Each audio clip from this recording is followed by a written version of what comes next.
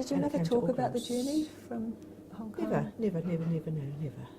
I think, it's like you've asked them about their lives in China. We were actually never ever told. They just wanted to put that behind them and just go forward.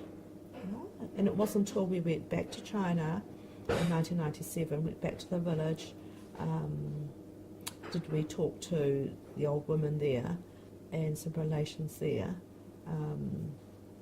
that they, talked about it. So your mother didn't talk about it. What about your father? Did he talk about life even in China? less. Dad never even wanted to go back to China. Why was that? Well, I suppose he came to New Zealand. And to seek a new life. When the war broke out, then the wife and son came out. That was 1939. Then the Commos came a bit after that, and that caused a bit of a headache because he had a bit of land. If you had a land, you were then persecuted by, your relations back there were persecuted. So my grandmother was back there, so she was persecuted. And so from that sort of thing, he thought, why would he want to go back to China? He actually sponsored his mother out here in 1960, about 1960. It's been about 1960, 1962, something like that, I would think it was. She came to New Zealand with my niece. What was it like for her coming in 1962? She'd have been really elderly, no doubt. She would have been just over 60, yeah. What was the transition like for her coming to... Well, look, we were just young then. We were young, so there wasn't much thought about it. We just accepted, she's just come from China with my niece. What would I have been then? Because you were born in 1940... I was born in 1943. And so in the 60s. It was about 60. It must have been about 60. Was I still at school? We just got on with our own lives, and okay, here was Granny from China. Had you had contact with her before she came? No, not at all. But she knew you existed, and you knew she existed? We knew she existed because there was a photo. In fact, my grandfather was still over here when my mother came over. He went back to China not long after, I believe. And so what was your grandfather's name? Jin, is it Sing Fok? Jin Sing Fok, I think that's right. And what village did she come from? They come from Fok On. That's where that's my dad's village. And the county? Yeah. Fok On, Toisan County. That's all Guangdong area. Yeah.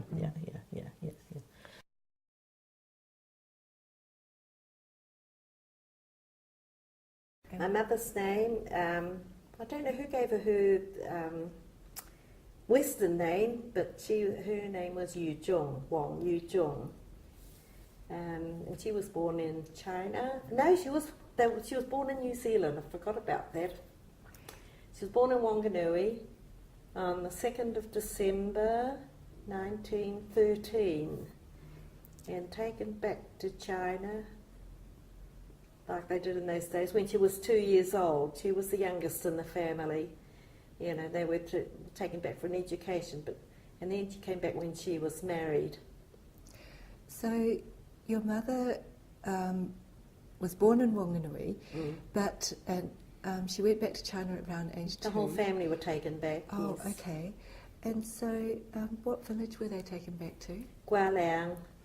So that would be your ancestral village? Yes, it is. Is that your mother's My ancestral? mother's, yes. Right. And what was your father's name? My father's name was Chan Tai Fong, and he was the 4th child. The first 3 were deceased. We don't know their names and what they died of when they were born. Where was your father born?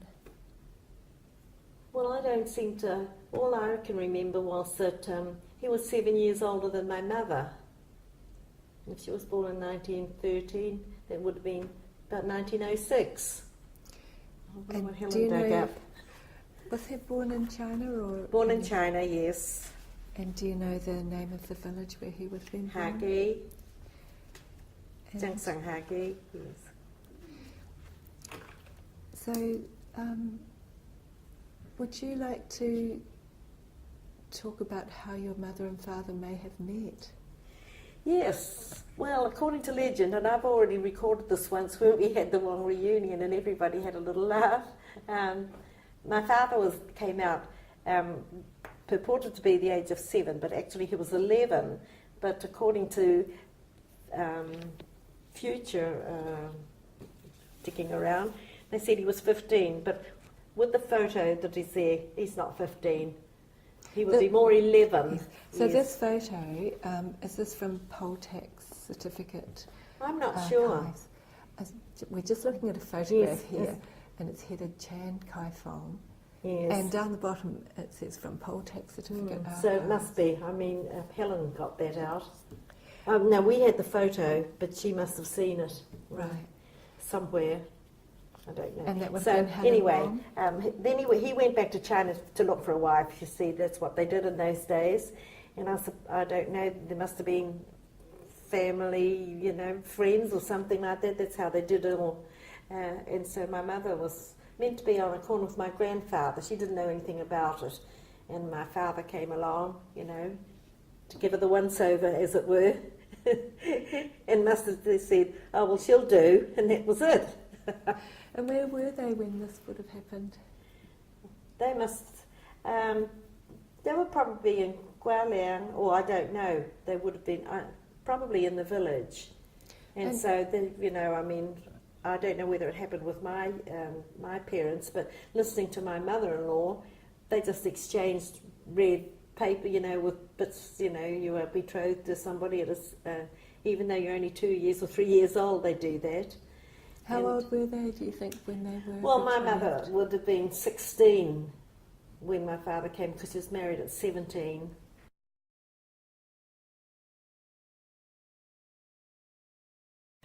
The first time I went to the village was while I was living in Hong Kong. It was 1986. It's my husband Brian and I took our 3 children into the village for a visit. And we met my brother's half-brother, and we were shown around the village by him and his family. My mother had told me their names, the names of her stepbrothers. So when we And got their to the names? village, we asked for them. Oh, okay. And this is your mother's village, isn't it, Tim? Yeah, Guangdong. Oh, Guangdong, Yes. okay. And Both my mother and father's villages are in the same area. oh, yes. Yes. Did the people know that you were going to be coming? No, we had no way of contacting them. They didn't have telephones. Yeah, so we just arrived there and we did find my uncle. At the time, my mother's younger brother was still alive. Right. What was your mother's younger brother's name? They called him Saul. He must have had a more formal name. So he was still alive. Yes. And, He never left the village. all right, and you were able to bring news of your mother to him. Yes. Were communications happening regularly between your mother and her brother? Not that regularly, but occasionally they'd write letters. It was very hard for them to communicate when my mother was in New Zealand and he was overseas, and letters took a long time. Your brother would have known, your uncle would have known about you? Well, they were very surprised that we came to see them. Yes, but with being Chinese, they didn't embrace us as Europeans might, but they were very excited. And so they talked about how long they'd been there, and they've had a few hardships. My uncle wasn't in very good health, but they were happy that we came. I think that was the first time we ever met. And have you kept in touch? We can't really keep in touch because I can't write Chinese and they don't understand English. So when you met each other, how did you communicate? We just told him, my uncle and auntie who we were, and they invited us into their house, and we saw some photos on the wall of my grandfather and grandmother and some other photos that we had sent them in the past, and they were very generous, and they asked us to sit down, have a drink, and they also asked us to stay on for dinner, but we were not able to because we were going on to my father's village after that visit. So how long were you there? We only spent the day in the villages. Yes, we had the 3 children with us, and at the time they were only 4, 7 and 10 years old, and there was no accommodation at the village. So we went back to Guangdong that night.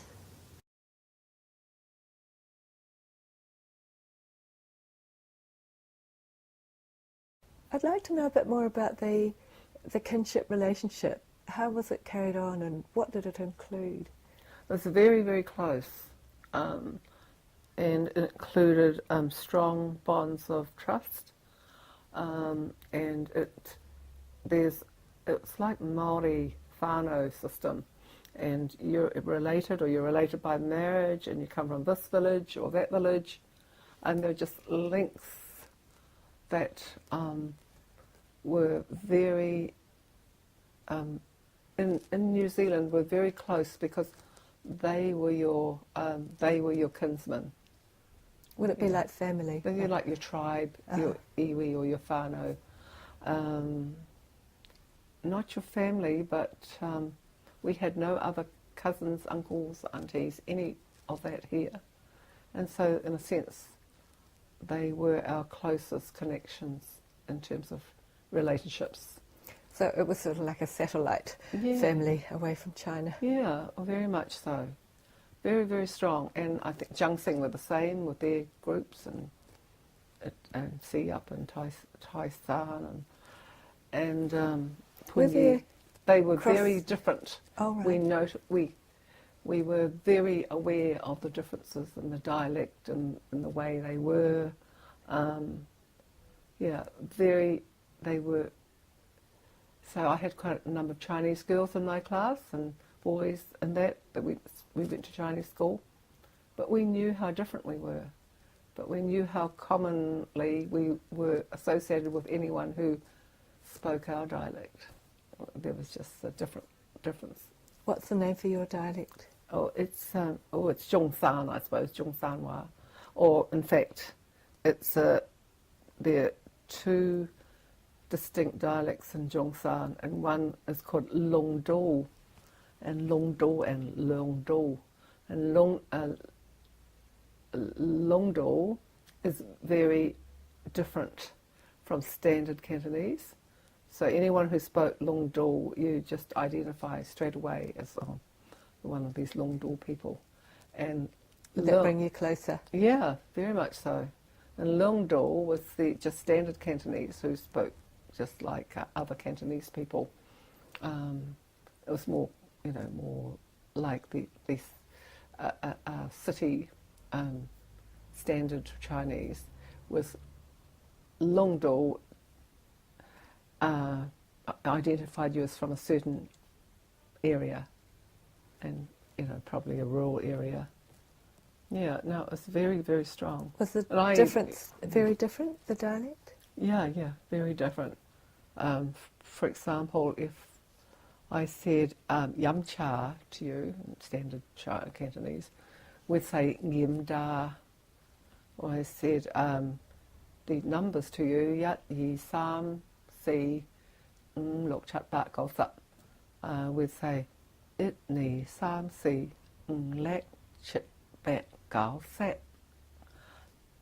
It was a marker, if you like.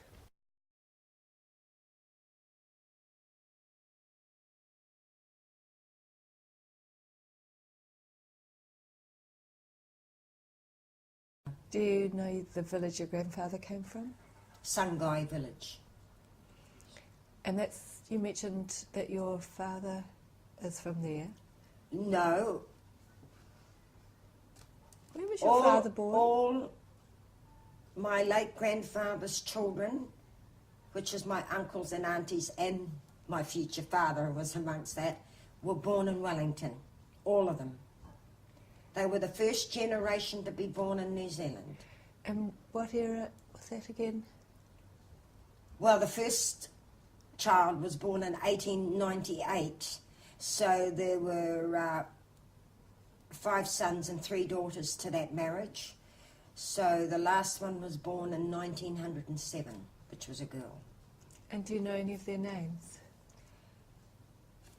Well, there was a mixture, and I don't know who named them, but very nice names. I have to say it was William and Dudley, Thomas, Alan, George,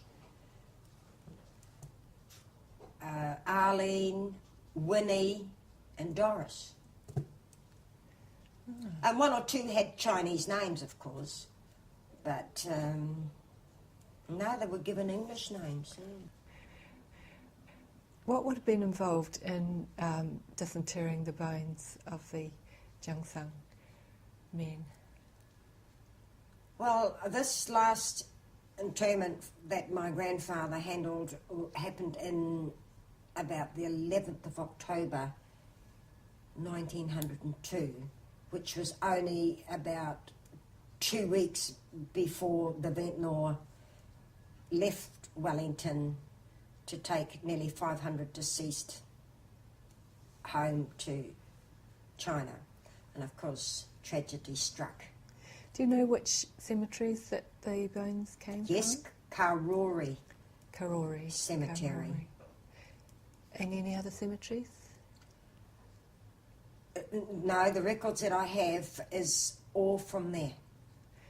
And are the names of the 11 Jiangsang men readily available? I have got that, yes. I have got that. Do you remember any of them offhand? No, because some of those names, you know, some of them were hilarious, some of the Chinese names.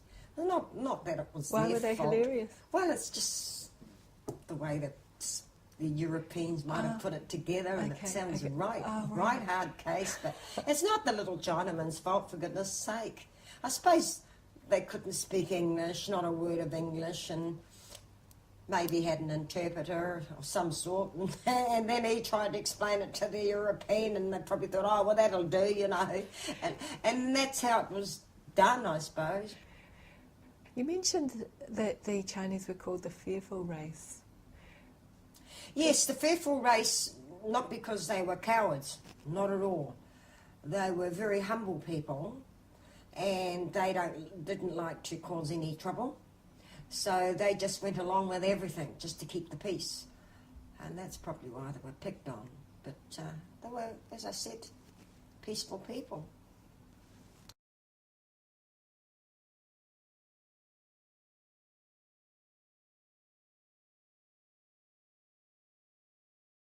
I learned from him a lot about the history and geography of China, the names of all the provinces and the locations of the counties around Canton, And the names which were unknown to me previously, although people had mentioned all these things to me before, and I've never understood where the locations of all the villages and so on were. Do you want to name the different groups of people, Jiangsang and so on?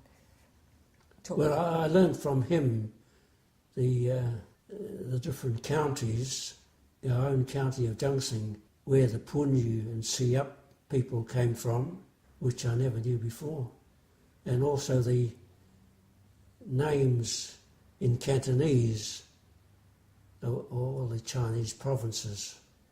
And what were they in Cantonese?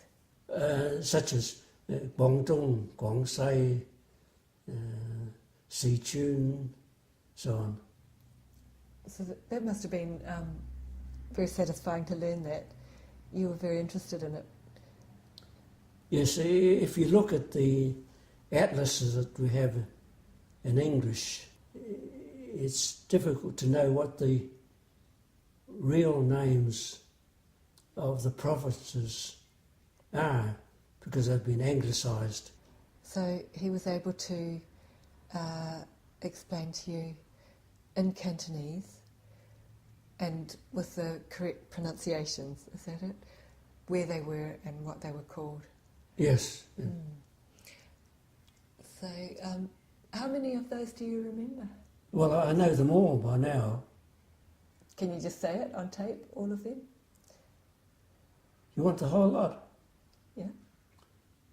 Well, in the north, very far north of China, on the Manchurian border, you've got Haklong Gong and you've got Geklam, Liaoning.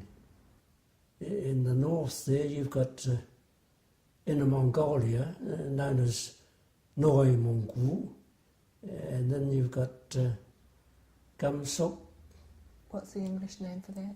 Gansu. Oh. That's where Ray Ali did his work. Okay. Oh, well, as you're going through them, perhaps you'd say the English names as well. Oh, yeah, well Gansu is the beginning of the Silk Road. Mm. And then further on you've got Saigong, Translates to... which borders on Tibet. Right, and the translation? Saigong is inhabited by Tibetans mainly, as well as in Tibet. And then near Tibet you've got Yunnan, Guangdong, and then Sichuan, which is the very big province, where Chongqing is. They've had very bad earthquakes and flood damages there in recent years. And then we've got Guizhou and then Guangxi, Guangdong, Gongxi, Fujian, Jiangong, and Guangzhou near Shanghai, I think, Shandong, and then Honam, Hobak. Oh, and then there's Wunam, Wubak. I think that completes them. Well, it's wonderful to get that recorded on tape, because it's one thing to look at a map and see it written in Chinese characters and also in English, but to get the actual pronunciations, that's gold. Yes, well, this is only in Cantonese. Well, a Mandarin-speaking person would pronounce them quite differently. Yes, that's true.